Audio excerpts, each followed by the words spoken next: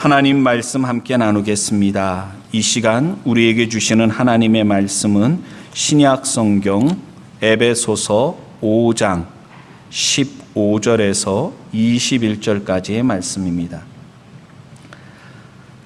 신약 성경 제 성경으로는 315조 에베소서 5장 15절에서 21절까지의 말씀, 우리 다 같이 한 목소리로 함께 읽도록 하겠습니다. 그런즉 너희가 어떻게 행할 것을 자세히 주의하여 지혜 없는 자같이 말고 오직 지혜 있는 자같이 하여 세월을 아끼라. 때가 악하니라. 그러므로 어리석은 자가 되지 말고 오직 주의 뜻이 무엇인가 이해하라. 술 취하지 말라. 이는 방탕한 것이니 오직 성령의 충만을 받으라. 시와 찬미와 신령한 노래들로 서로 화답하며 너희의 마음으로 주께 노래하며 찬송하며 범사에 우리 주 예수 그리스도의 이름으로 항상 아버지 하나님께 감사하며 그리스도를 경외함으로 피차 복종하라. 아멘. 할렐루야. 하나님께서 이 시간에도 귀한 은혜 주실 줄로 믿습니다. 우리 앞뒤를 보고 참 반갑습니다. 은혜 받읍시다. 인사 나누겠습니다.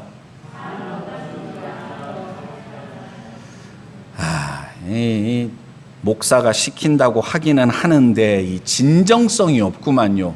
제가 뭐라 그랬어요? 참 반갑습니다 그랬잖아요. 얼굴이 반가운 얼굴이 돼야 되잖아요. 이 마스크가 사람들 얼굴 절반을 가리니까. 여자분들은 화장을 좀 덜 하셔도 되나요? 예? 급할 때는 그냥 화장 안 해도 어차피 마스크 쓰니까. 근데 여러분 눈을 보면은 이 사람이 웃고 있는지 아닌지 알 수 있잖아요. 예? 눈은 마음의 창이라 그랬지 않습니까? 마스크를 써도 이 눈은 가리지를 못하잖아요. 좋은 말로 할 때 진정성 있게 다시 한번 인사하겠습니다. 참 반갑습니다. 은혜 받읍시다. 인사 다시 해드리겠습니다. 예. 서로 인사 나누라 그러니까 앞에 있는 목사는 쳐다보지도 않으시는데, 반가우신 거죠? 예? 우리가 정말 주일날 이렇게 모여서 예배 드리는 것이 당연하게 생각했다가 작년부터 코로나 때문에 참 우리가 마음은 원이로되 교회 와서 예배 드리지 못하고 기도하지 못하고 참 답답할 때가 많습니다. 예전에 어떤 분이 그러더라고요. 저한테 목사님 예배 순서에 찬송이 너무 많은 것 같아요. 저는 이해가 안 됐습니다. 왜냐하면 전 찬송하는 거 참 좋아하거든요. 그냥 설교도 빼고 그냥 1시간 내내 찬송만 불렀으면 좋겠다. 그럴 때도 있습니다. 찬양의 은혜를 맛보신 분들은 아마 저랑 비슷한 생각을 가지신 분들도 있을 겁니다. 또 말씀의 은혜를 받으신 분들은 설교 시간이 너무 짧아요. 한 1시간 이상은 좀 설교. 예전에 부흥 집회 때는 어땠습니까? 1시간이 뭐예요? 부흥 집회 하면 몇 시간씩 우리가 그냥, 그것도 이런 좋은 의자가 아니라 그냥 바닥에 그냥 말이죠, 멍석 깔아놓고 앉아가지고서 말씀을 듣고 그랬지 않습니까? 말씀의 은혜를 맛보신 분들은 아마 그런 생각 가지실 거예요. 설교가 너무 짧은 것 같아요. 더 길게 좀 해주셨으면 좋겠습니다. 결국 그 차이는 무엇입니까? 맛을 본 사람과 아직 은혜의 맛을 보지 못한 사람의 차이입니다. 처음 교회 나올 때는 그냥 억지로 끌려서 다니다가 은혜 받고 나면 그때부터는 주일날 예배 한번 드리는 것으로는 만족할 수가 없는 겁니다. 오늘 우리가 함께 읽은 말씀도 그래서 은혜의 맛을 경험한 바울, 그가 전에는 교회를 핍박하고 예수님 믿는 자들 잡아다가 박해하던 그런 재미로 살던 사람 아닙니까? 그게 하나님 영광을 위한 일이라고 생각했다가 다메섹에 있는 성도들도 잡으려고 가다가 다메섹 가는 길에 예수님을 만나고 눈이 멀어버리고 신비한 경험을 하고서는 완전히 뒤집어져 가지고서 그가 예수님을 이제는 증거하는, 증인의 삶을 살아갔습니다. 그렇게 살아가다가 예루살렘에 갔다가 유대인들에게 잡혀가지고서 죽을 위기에 처했는데, 사도 바울은 로마 시민권을 갖고 있었거든요. 나는 로마 황제에게 재판받기를 원한다. 그래가지고서 어떻게 됩니까? 로마로 죄수의 신분으로 끌려가게 됩니다. 우리가 함께 읽은 에베소서의 말씀은 사도 바울이 개척하고 세웠던 에베소 교회 성도들에게 쓴 편지였어요. 처음에는 성령의 감동함을 받아서 에베소 교회에 있는 성도들에게 편지를 써서 보냈는데, 이 편지를 쓸 때 사도 바울은 로마에 죄인의 몸으로 잡혀가 있던 때입니다. 물론 로마의 무시무시한 어떤 감옥, 그런 것이 아니라 가택연금 상태에 있었습니다. 어느 정도 자유는 있었어요. 바울을 찾아온 사람들을 만나서 전도하기도 하고 말씀을 전하기도 하고 그런 어떤 일정한 자유는 있었지만 가택연금이었습니다. 완전한 자유는 없었던 거예요. 죄수의 신분이었습니다.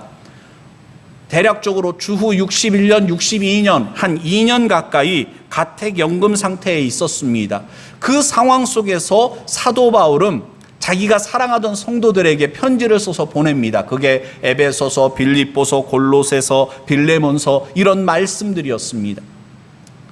바울이 내가 성경 써야지 하고 성경 쓴 것이 아니라 성령의 감동함을 받아서 사랑하는 성도들에게 쓴 편지였는데, 그것이 신약 성경에 포함이 됐던 것입니다. 그러므로 우리가 이 말씀을 읽을 때 사도 바울이 어떤 심정으로 어떤 상황 속에서 이 편지를 써서 보냈는가, 이 말씀이 처음 접하게 된 에베소 교회 성도들에게 있어서는 이 말씀이 어떤 의미였을까, 그리고 오늘 코로나19 상황 속에서 하루하루 살아가고 있는 나에게는 이 말씀이 어떤 의미일까?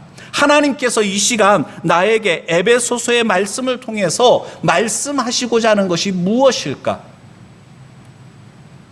성도 여러분, 그냥 생각 없이 성경을 읽으면 까만 건 글씨요 하얀 건 종입니다. 설교 시간에도 생각 없이 그냥 앉아서 그냥 들으면 귀는 두 개예요. 한 귀로 듣고 한 귀로 그냥 흘러나가는 것입니다. 그냥 시간을 때우고 마는 것입니다. 생각해야 됩니다. 신앙생활도 생각 좀 해야 됩니다. 생각 없이 신앙생활하는 분들이 많습니다. 이게 무슨 의미인지, 왜 이 말씀이 중요한지. 하나님의 말씀은 생명과도 같습니다. 말씀을 통해서 인생이 변화된 사람들이 얼마나 많은지 모릅니다.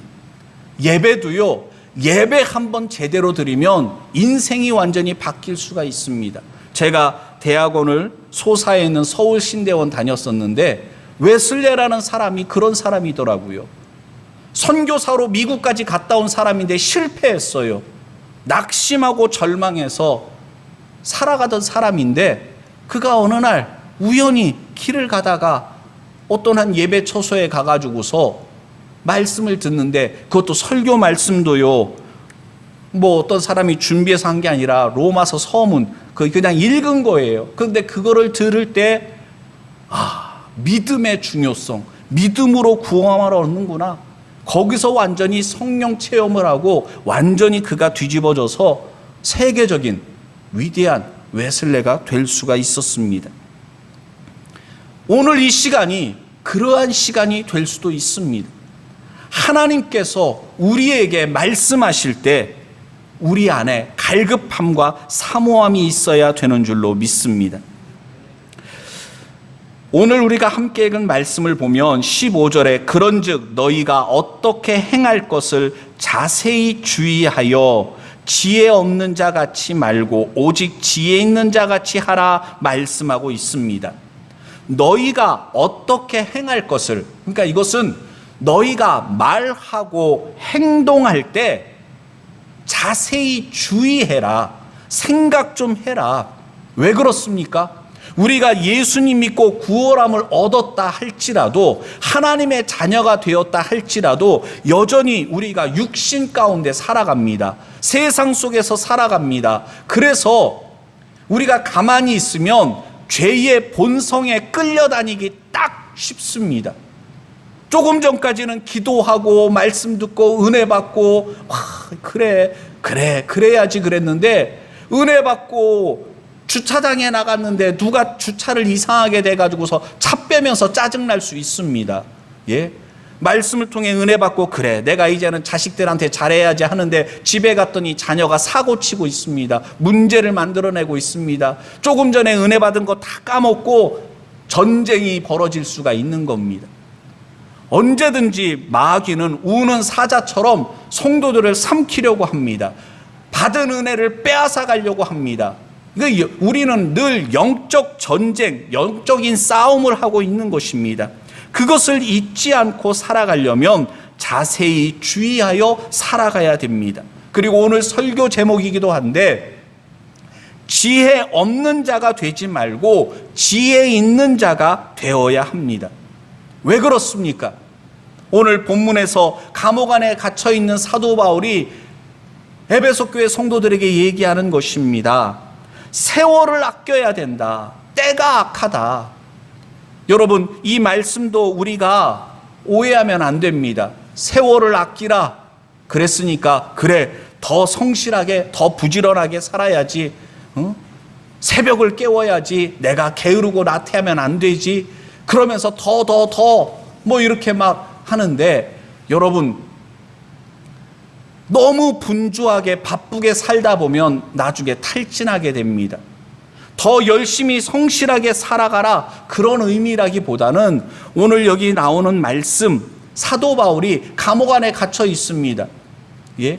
감옥 안에서 그가 할 수 있는 일들은 너무나도 제한적입니다.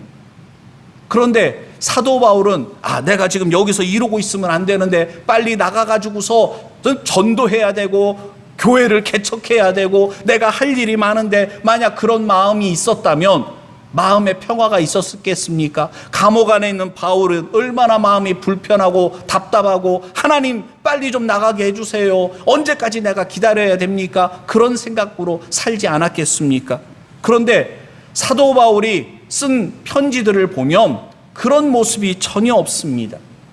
오히려 감옥 안에 있는 사람이 감옥 밖에 있는 성도들을 위로하고 격려합니다. 그리고 감옥 안에 있으면 얼마나 답답합니까? 그런데 주 안에서 기뻐해라, 항상 기뻐해라, 내가 다시 말하노니 기뻐해라, 기쁨의 말씀들을 선포합니다.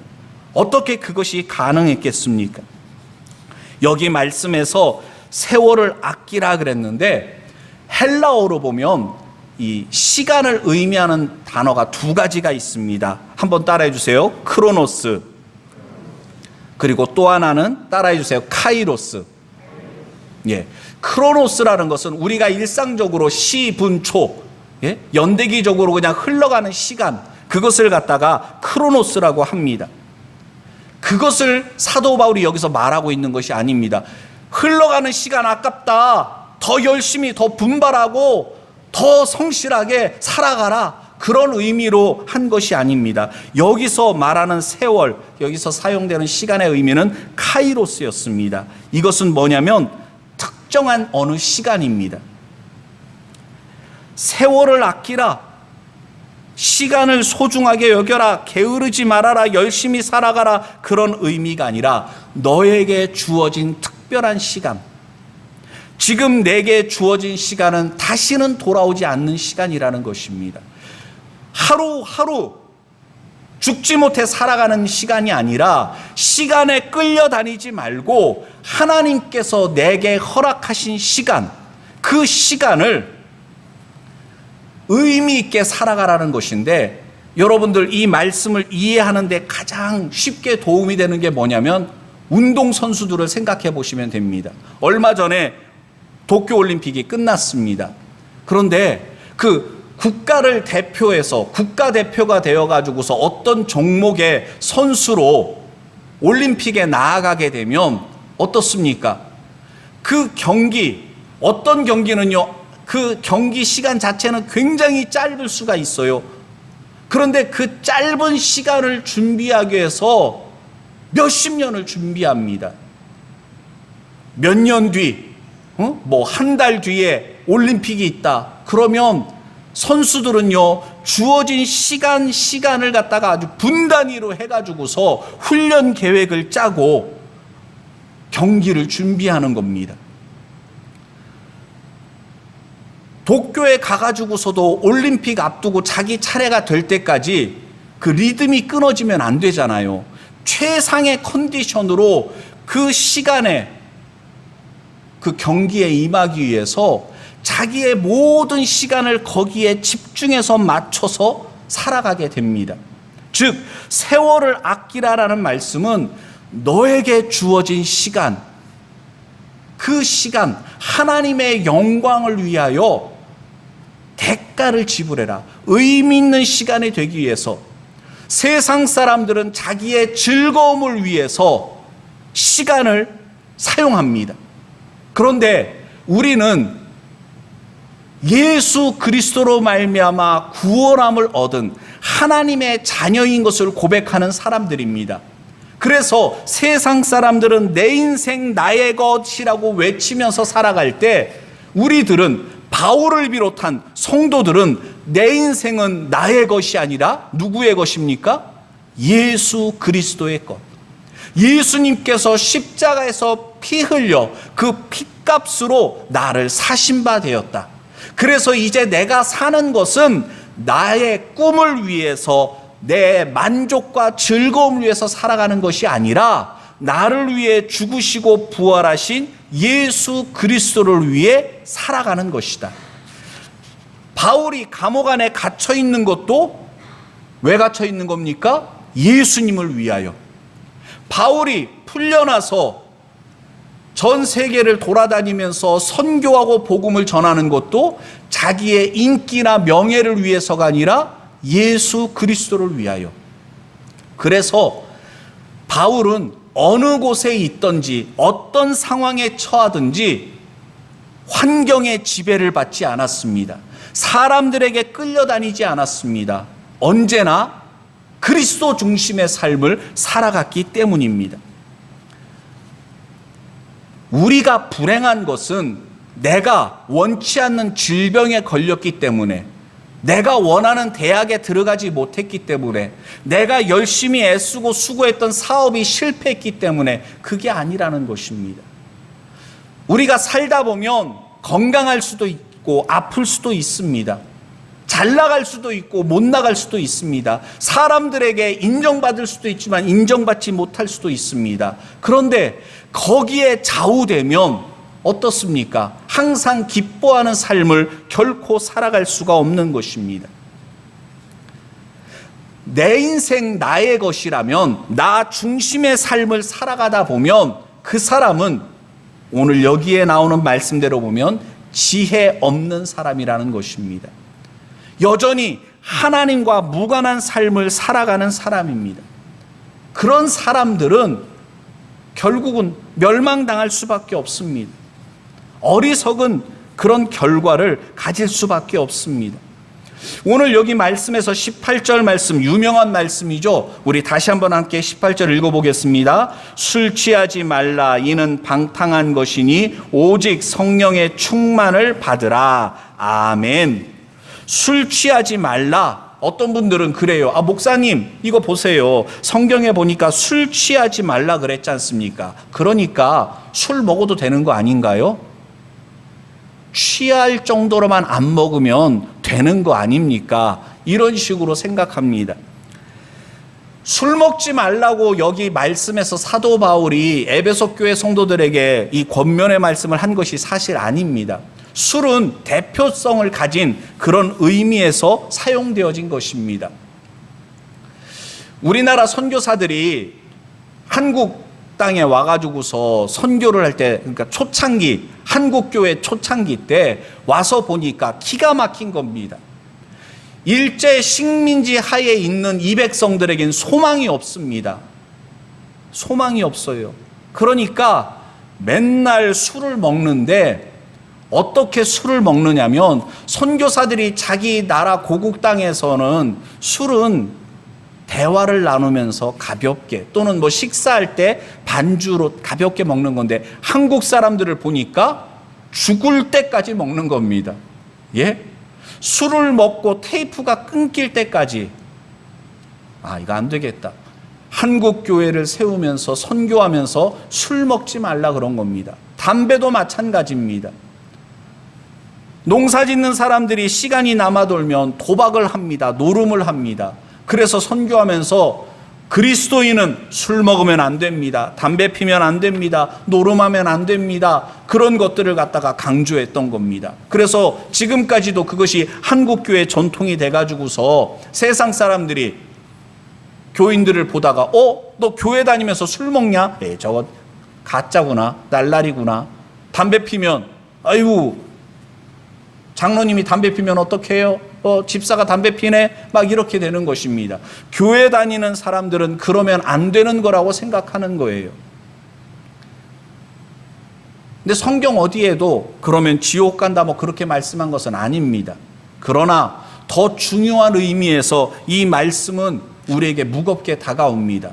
혹시라도 편 목사님이 설교 시간에 그랬으니까 술을 먹어도 되는가 보다, 절대로 그런 의미에서 말씀드린 게 아닙니다. 왜냐하면 오늘 여기에 말씀해 보면 술, 대표성을 간다 그랬죠. 세상 문화, 술 취하지 말라, 이걸 우리가 어떻게 해석해서 받아들이면 이해하기 쉽냐면 한번 따라해 주시기 바랍니다. 술에, 세상 문화에 지배받지 말고 성령의 인도하심을 따라 살아가라.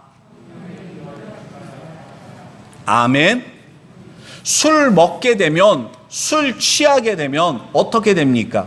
내 몸이 내 마음대로 통제가 안 됩니다. 술 기운에 사람들이 횡설수설합니다.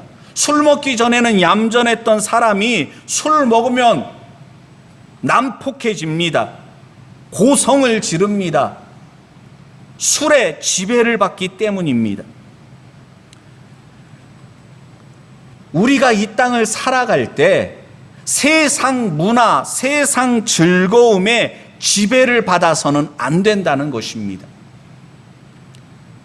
오직 성령님의 인도하심을 따라 하나님의 자녀다운 모습으로, 세상 사람들과는 구별된 모습으로 살아가야 할 것이다.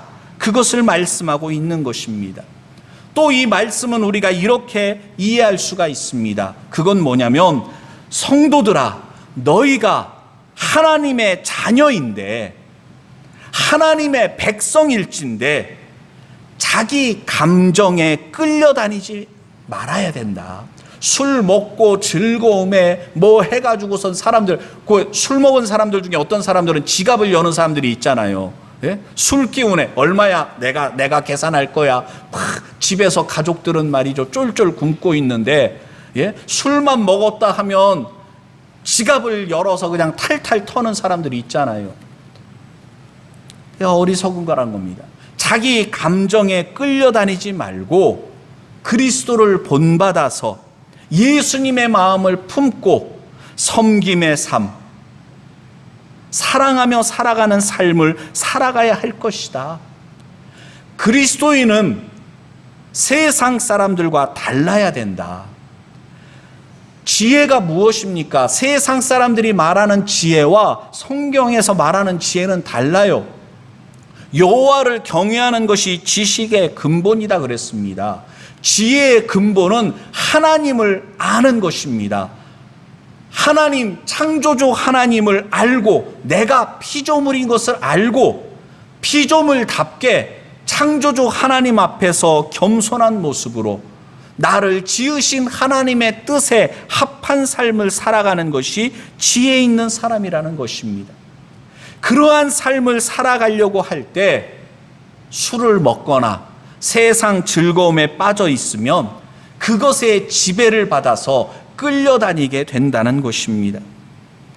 그래서 성경 여기 말씀에도 나와 있지만 제가 전에도 몇 번 말씀드렸는데 다시 한번 따라해 주시기 바랍니다. 접속사가 중요하다. 성경을 읽을 때 접속사를 유심히 주의 있게 보셔야 됩니다. 그래서 18절에도 보면 성령의 충만함을 받아라 그러는데 그 앞에 접속사가 뭐예요?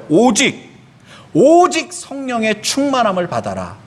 성도 여러분, 만약에 부부 사이에 아내가 화가 났습니다. 왜요? 남편이 옆집 여자한테 자꾸 잘해주는 거예요. 그래서 당신 그럴 수가 있냐, 어떻게 그럴 수가 있냐 막 따지는데, 이 정신 못 차리는 남편이라는 작자가 아내한테 여보 왜 그래? 내가 당신은 90% 사랑하잖아. 10%만 옆집 여자 좋아한다니까? 그 말 듣고서 웃을 여자가 어디에 있습니까? 이건 아닌 거예요.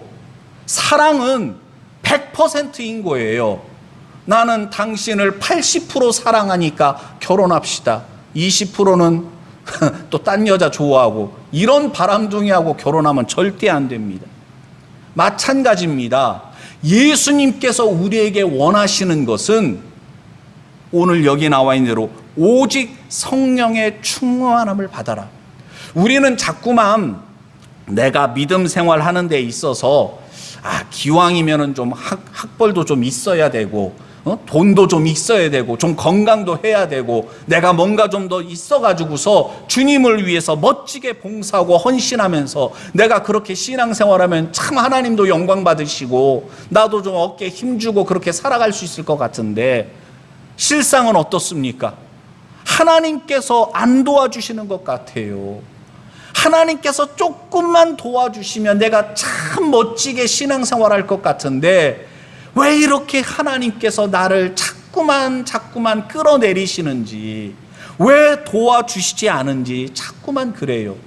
근데 성도 여러분, 착각하시면 안 됩니다. 하나님께 쓰임받는 사람, 하나님의 영광을 위해서 귀하게 살아가는 사람들을 가만히 보세요. 그들이 가진 것 많아서가 아니라 철저하게 하나님 중심의 삶을 살아갔기 때문입니다. 우리가 이 땅을 살아가는 동안에 우리에게 필요한 것은 하나님을 위하여, 하나님의 영광을 위하여, 교회를 위하여 큰 업적을 세우고 이름 석자 남기고 그것이 아닙니다. 오히려 반대예요. 하나님께서 우리에게 원하시는 삶은 비어지는 삶입니다. 예수님을 만나고 나니까 예수님이 제일 좋아요. 다른 것은 필요 없어요. 그래서 전에는 즐거워했던 것들을 버리는 거예요.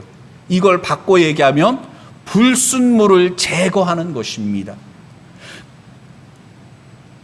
하나님의 은혜로 말미암아 우리의 몸에 덕지덕지 붙어 있었던 세상에 내가 좋아했었던 것들이 떨어져 나가는 거예요. 불순물들이 떨어져 나가는 거예요. 그래서 정금 같은 하나님의 사람으로 나아가는 것, 그것이 정말 하나님께서 우리에게 원하시는 성도의 삶인 줄로 믿습니다.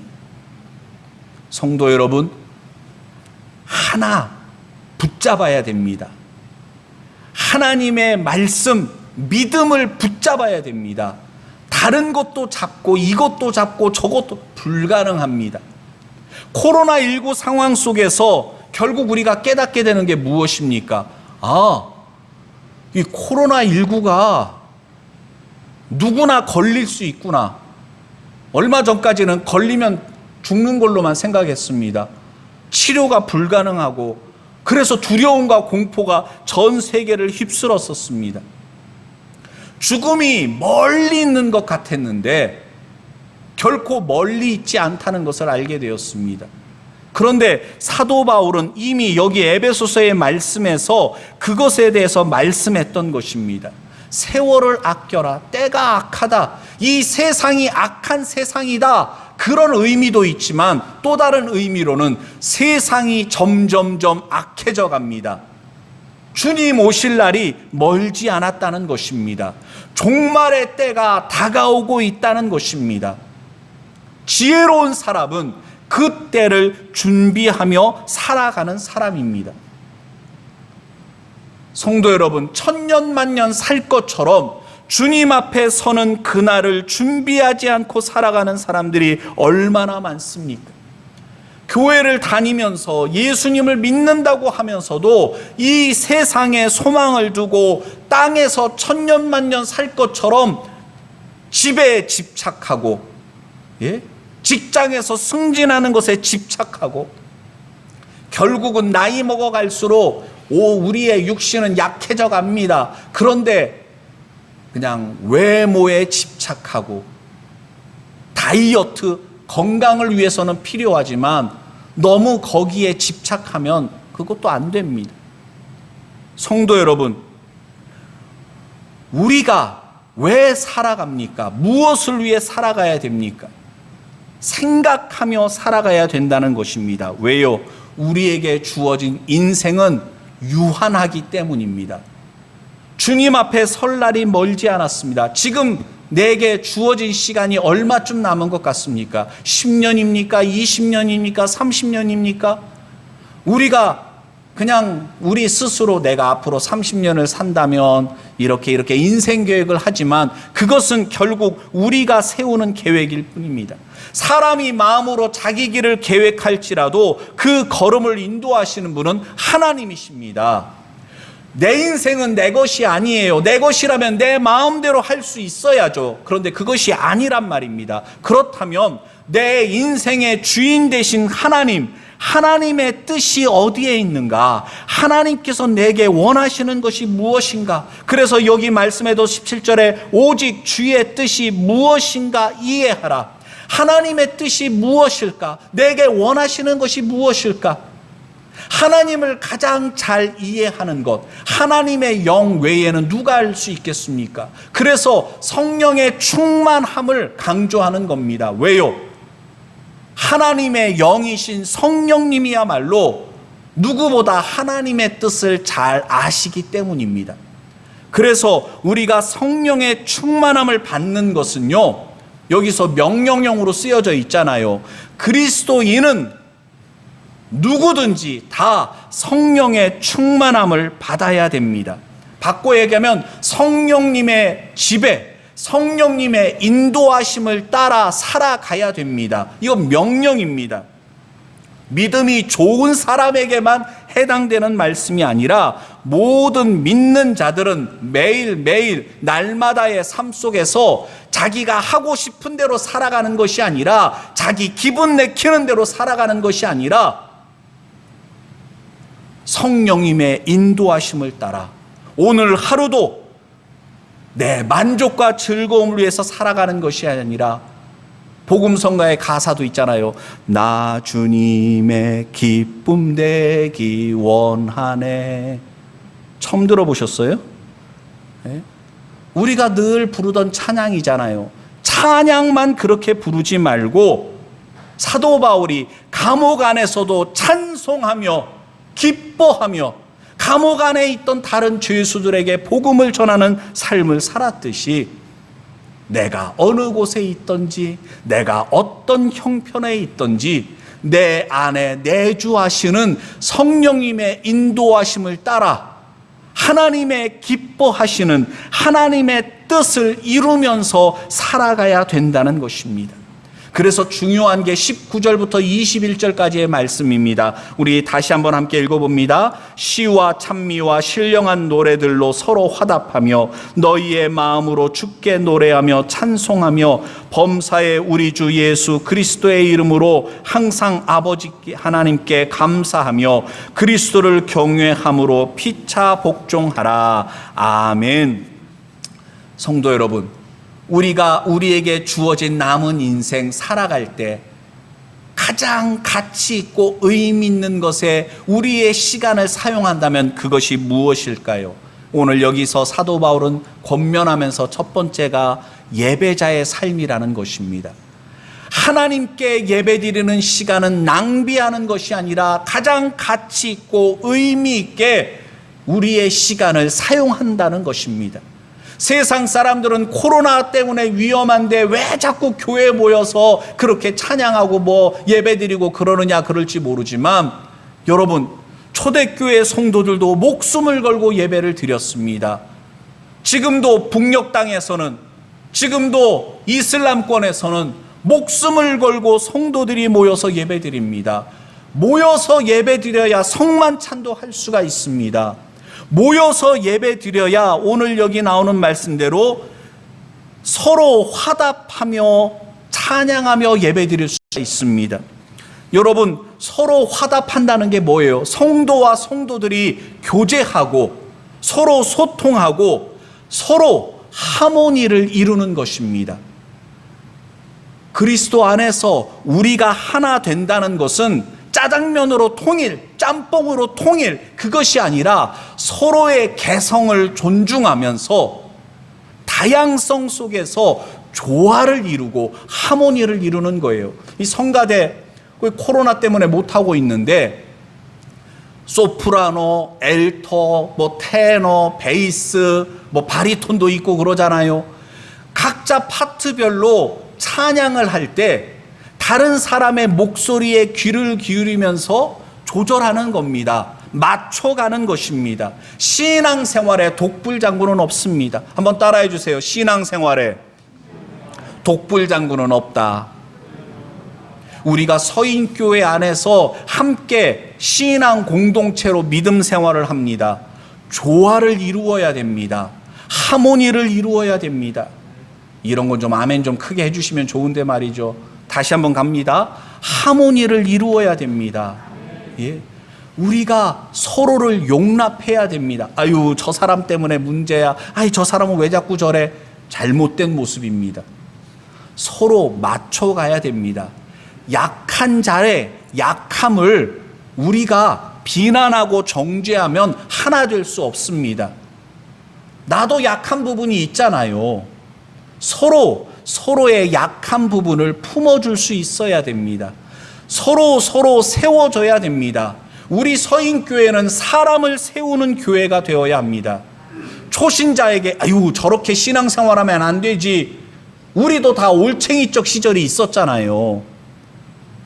비난하고 정죄하는 것이 아니라 세워주는 것, 서로 화답한다, 서로 존중하면서 배려하는.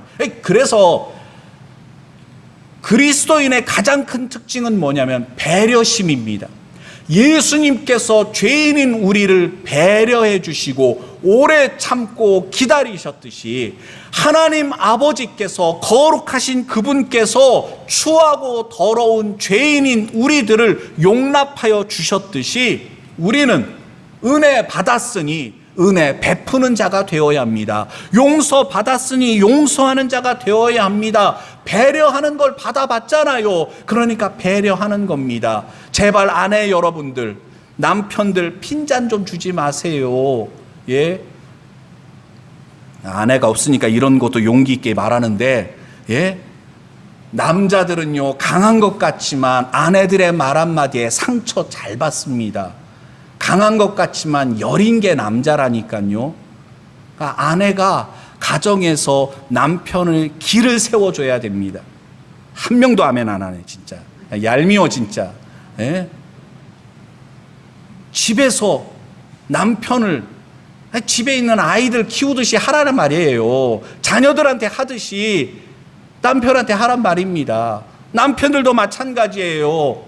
우리 교회는 그런 분들 없겠지만 술집 가가지고선 그 종업원한테 팁이다 그러면서 말이죠. 막 그 신사임당 막 주면서 집에서는 아내가 반찬값 부족하다 그래도 말이죠. 지갑을 열지 않는 그런 남자들이 세상에는 많이 있대요. 너무 어리석은 것입니다.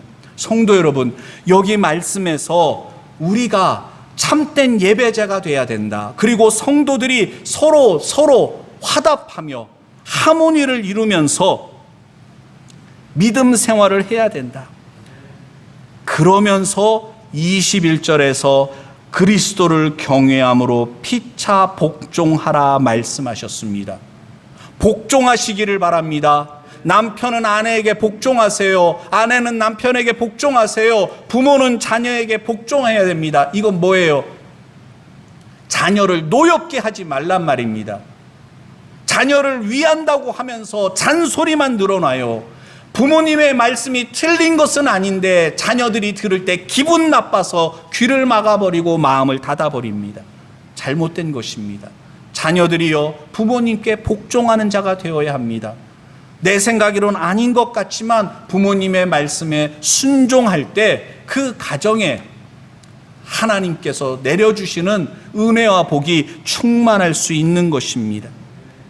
오늘은 광복절입니다. 성도 여러분, 광복절인데 참 코로나 때문에 참으로 안타까운 가운데 우리가 맞이하고 있습니다. 광복절 76주년입니다. 우리나라가 주권을 빼앗겼다가 다시 회복한 날을 기념합니다. 마찬가지로 하나님께서 죄의 종로로 타던, 마귀의 종로로 타던 우리를 구원하여 주시고 자유케 해주셨습니다. 자유인답게, 구원함을 얻은 성도답게 우리가 살아가야 될 줄로 믿습니다. 그러기 위해 따라해 주세요. 세월을 아껴라. 때가 악하다. 술 취하지 마라. 오직 성령의 충만함을 받아라. 아멘. 에베소 교회 성도들에게만 주신 말씀이 아니라 모든 주의 자녀들에게 주신 하나님의 말씀입니다. 바라기는 지혜 없는 자가 되지, 어리석은 자가 되지 마시고 지혜 있는 사람이 되어 주의 뜻을 늘 깨달아 알아서 하나님 기뻐하시는 삶을 살아가는 우리 모두가 되기를 바랍니다. 기도드리겠습니다. 주신 말씀을 생각하며 우리 다 같이 함께 기도합니다. 걸어가신 아버지 하나님 감사를 드립니다. 오늘도 귀한 말씀을 통해서 우리가 어떻게 살아가야 될 것인지를 깨닫게 하시니 감사를 드립니다. 세상 즐거움에 아버지 하나님 술의 지배를 받아 살아가는 어리석은 자가 되지 말게 하여 주시고 성령 충만함 가운데 성령의 인도하심을 따라 살아가는 저희들 되게 하여 주시옵소서. 예수님 이름으로 기도드립니다. 아멘.